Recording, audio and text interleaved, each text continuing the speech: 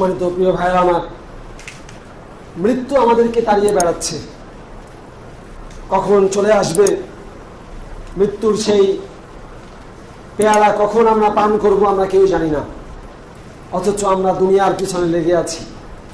দুনিয়ার টাকা পয়সা, সম্মান, ধন দৌলত, সেগুলো অর্জনের পিছনে প্রতিদিন আমরা এতটাই প্রতিযোগিতা করছি, মৃত্যুর কথা আমরা ভুলেই যাচ্ছি।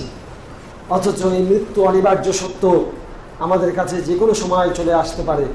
তাই উসিবে নাফসি ওয়া ইয়াকুম, আমি আমাকে সহ আপনাদেরকে নসিহত করছি, আসুন মৃত্যুকে বেশি বেশি করে স্মরণ করি। মৃত্যুকে স্মরণ করার অনেকগুলো পদ্ধতি আছে, তার মধ্যে অন্যতম একটা পদ্ধতি হচ্ছে কবর জিয়ারত করা। রাসূলুল্লাহ সাল্লাল্লাহু আলাইহি ওয়াসাল্লাম বলছেন, কুনতু নাহাইতুকুম আন জিয়ারাতিল কুবুর ফাজুরুহা, আমি তোমাদেরকে কবর জিয়ারত করতে নিষেধ করেছিলাম, কিন্তু তোমরা এখন কবর জিয়ারত করো, আমি অনুমতি দিচ্ছি, আদেশ করছি। ফাইন্নাহা তুযাক্কিরুকুমুল আখিরা, কারণ এই কবর জিয়ারত তোমাদেরকে আখিরাতের কথা স্মরণ করিয়ে দেবে। কবরস্থানে যাওয়ার পরে মানুষের মন নরম হয়ে যায়।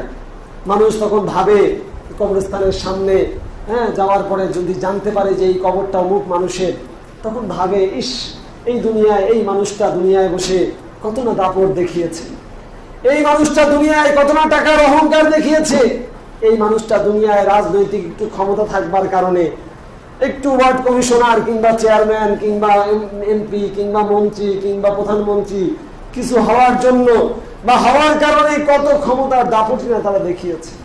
কি অবস্থায় আছে বাংলাদেশের না শুধু, সারা দুনিয়ার কত দাপুটে মানুষ, কত দাপুটে প্রেসিডেন্ট, কত দাপুটে প্রধানমন্ত্রী, কত মন্ত্রী, কত কোটিপতি, কত পাওয়ারফুল মানুষ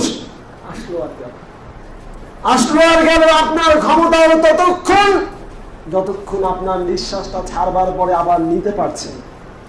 আপনার নিঃশ্বাসটা যখন বন্ধ হয়ে যাবে, আল্লাহর কসম করে বলছি, ওই লাশটুকু কবরস্থানে রেখে আসতে 24 ঘন্টা সময় পার হবে না।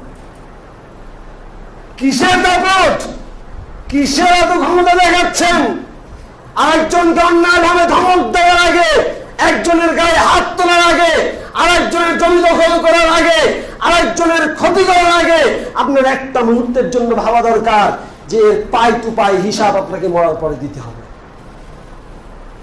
দুনিয়ায় সামান্য একটু ক্ষমতা পেয়েছেন, 2টা টাকা দিয়েছে আল্লাহ তাআলা আপনাকে, আপনার অহংকারের চোটে পা মাটিতে পড়ে না। কিসের এত অহংকার মানুষের?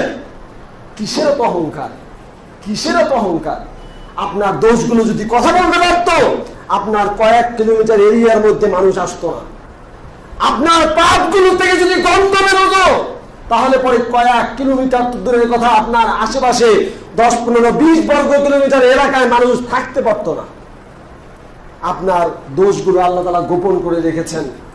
আপনার পাপগুলো থেকে গন্ধ বের হয় না, ডাস্টবিন থেকে দুর্গন্ধ বের হয়, ওটা ন্যাচারাল।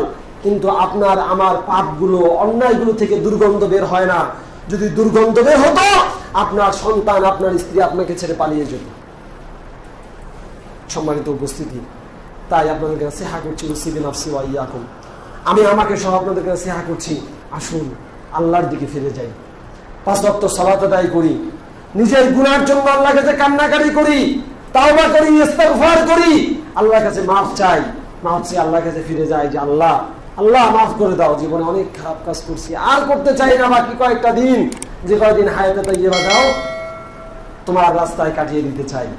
এভাবে আল্লাহর কাছে চান, ইনশাআল্লাহ ইনশাআল্লাহ আল্লাহ সুবহানাহু ওয়া তাআলা আমাদেরকে তৌফিক দান করবেন, আমিন। সম্মানিত উপস্থিতি, আমাদের মধ্যে অনেকেই অসুস্থ রয়েছেন, আল্লাহ সুবহানাহু ওয়া তাআলা সবাইকে পরিপূর্ণ শিফা দান করুন, আমিন।